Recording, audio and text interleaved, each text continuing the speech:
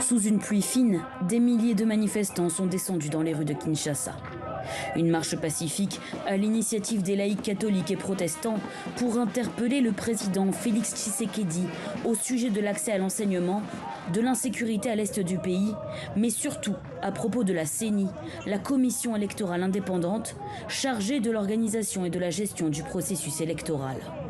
Les dirigeants sont élus pour écouter la voix de leur peuple, de ne faire que ça, de tout mettre en œuvre pour améliorer les conditions de vie de leur population. Le souci ici est d'exiger une CENI indépendante.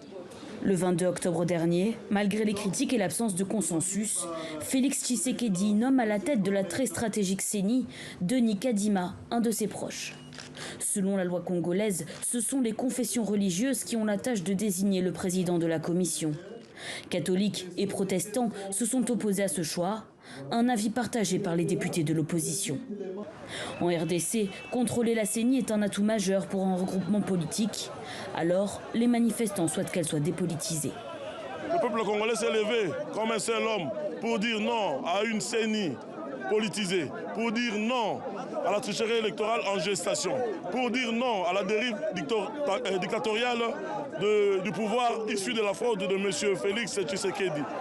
Félix Tshisekedi, arrivé au pouvoir en 2019, a succédé à Joseph Kabila à l'issue d'une élection controversée.